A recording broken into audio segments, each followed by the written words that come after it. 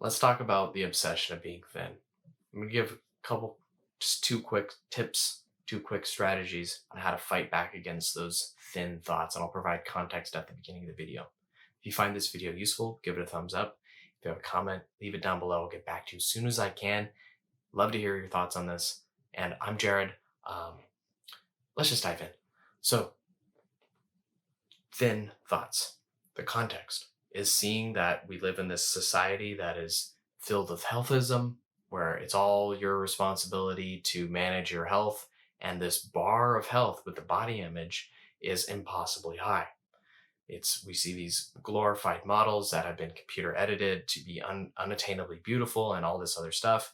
And when we see these images that are reinforced by our society, and with this culture of healthism where it's all our responsibility, and if we're not healthy we're bad people, etc., it creates a gap where we feel like we should be like these impossibly beautiful people that are being glorified, and we're not there. And then healthism says it's all our fault. We feel really bad, and we try to get there and become obsessed with getting there. And this is the context. You need to see that this is the society you live in. You're a fish and you're swimming in this ocean, and this is the water that you breathe in. This is the water you're swimming in. And it's really important you see this big thing um, because it's really important to see how futile it is to run this rat race. This rat race is going to kill you. This rat race is going to make you gain weight.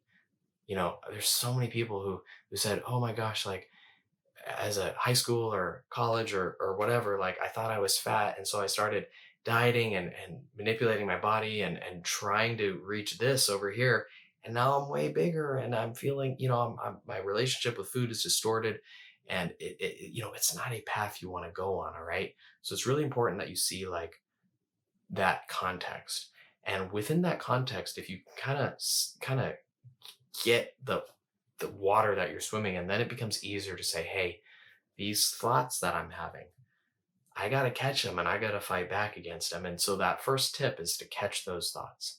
Um, you got to write them down. You got to write them down. I oftentimes recommend people to write down their thoughts before they eat, or if they're going to skip a meal, what are those thoughts? What's going on? Literally write out those thoughts. Because what happens is we really got to practice mindfulness. We got to be able to catch those thoughts and either release them, accept them, challenge them.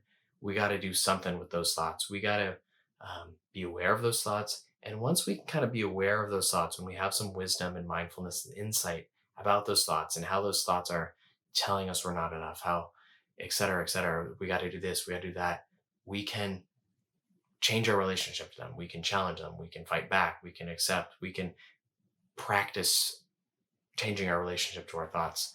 I know for me personally, through therapy, through mindfulness, through meditation, yoga, etc., I've really learned how hard I am on myself, how shameful and how disconnected I can be, and seeing this helps me come from a different place where I see that this shame, this guilt, this punishment, this is what society has taught me. This is what parents, upbringing, et cetera, has taught me, but it's not working. It doesn't work. And so what does work is sustainability. What does work is respecting your body. And when you can sense how these thoughts are negative and perfectionistic and black and white, and you can see the damage that they're doing to you and how they're not even true, they're only like 1% true. It gives you flexibility, gives you a way to fight back. But first, you got to see those thoughts. And to really see those thoughts, you kind of got to see that we live in this, quite frankly, I don't want to say a horrible culture. I don't want to say a horrible culture, but in terms of body image, yes, it's horrible. In terms of healthism, yes, it's horrible. And so we need to catch those thoughts because they're going to kill you. They're not healthy thoughts. Don't get me wrong. And we need to catch them and be able to kind of say, hey, that's coming from that depleted, unwhole, that place of sin. And the means don't equal the end, right? If I'm coming from a place of sin and I'm thinking all these negative thoughts and I'm so far away from my health goals and I'm worthless because I'm not there. That's a negative means, right? The means have to equal the end. It's sort of my quick reason why people lose weight and regain it, because if you're on a diet, you're dying inside, and then um, you can't stick with the diet. You regain all that weight because the means were negative, the means were harsh, the means were depleting, and so the karma comes back. And so really important that we put ourselves first, we put our bodies first, we put feeling good, honoring, meeting our emotional needs, et cetera, et cetera, et cetera, first, and really fight back against this notion that we're not enough.